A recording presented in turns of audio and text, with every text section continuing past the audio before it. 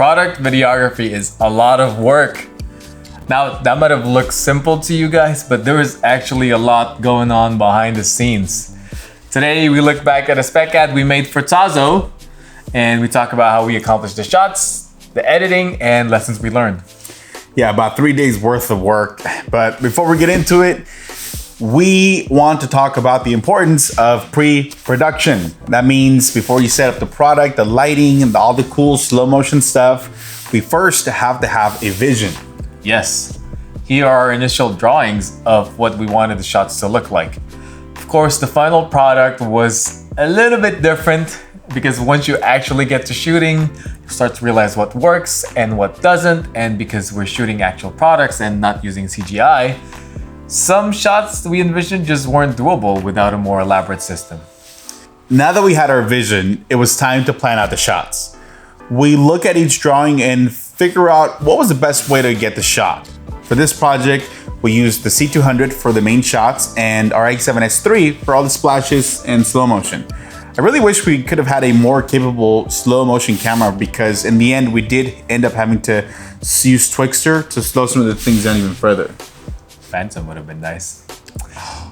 Let's talk about the shots. The first sequence was the easiest one to shoot, but was the hardest to light up.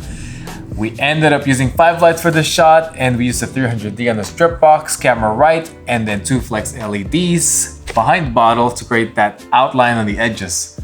Then we used the Aperture Mini pointed directly behind it to get that glow, and another one pointed on the red background to get that circular gradient.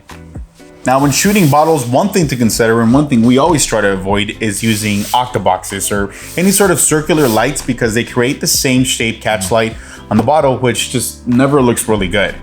We needed 2 shots of the bottle, a close-up and a full. We used the spray bottle to add the water droplets to give that chill look while on a spinning platform, aka Lazy Susan. We shot multiple takes of this to get the best water drop action as well. Okay, next comes the bottle cap popping out. For this, we overlaid the cap to the other footage and animated to pop off. We realized that we didn't shoot the bottle spin without the cap, so we had to use a static clip that had the cap off to recreate the bottle lip. The next few shots is when things start to get messy, and we knew that it was going to be sticky because we had a lot of splashes planned on the storyboard. So we made sure to cover our studio floors with plastic, and boy did that save us on a lot of cleanup.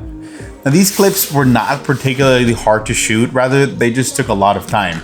I think for this shot, we probably had 100 takes of just tossing an apple just to get the right angle in the air.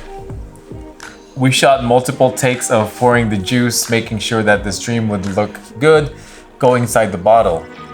The shot where we had to pour 2 different liquids as well as make the blackberries clash really tested our coordination skills.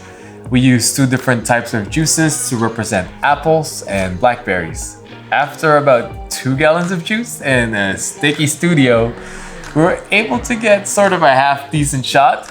The next sequence had the juice pouring into the bottle, and for this we had to create a siphon. We drilled a hole in the bottle of the bottle and glued a tube to it. This way we could feed liquid back into it from another container. Now, this might have been more work than actually necessary, and we should have just tried getting a good take of actually pouring the liquid into the bottle, but we only had 4 bottles and not much room for error. We didn't even use this last one. In the future, we may just have to have more bottles of the liquid and try to get the shot in camera. Yeah, now let's move on to the last shot, which was the exploding view. This was actually not that hard to shoot, but it took a while to edit. For this, we shot 4 different blackberries on a stick and 2 half apples in front of a green screen. Then in After Effects, we keyed out the green screen, animated the explosion, and added a frost overlay. Yes, remember, all of this work is for a 20-second ad. We didn't even talk about all the takes and ideas we had to scrap because they just didn't work. There's a lot of trial and error involved, and each product and idea is different. This is also what makes product videography so much fun. There's so much room for creativity with everything that you shoot. Yeah, and we encourage you to create your own spec ad because we think it can be such a valuable learning experience. Tag us in it. We'd love to see your shots and the final product of what you created. As always, guys, like this video if you liked it, dislike if you didn't. Don't forget to subscribe and hit that notification bell so you don't miss a thing. And let's watch the video one more time.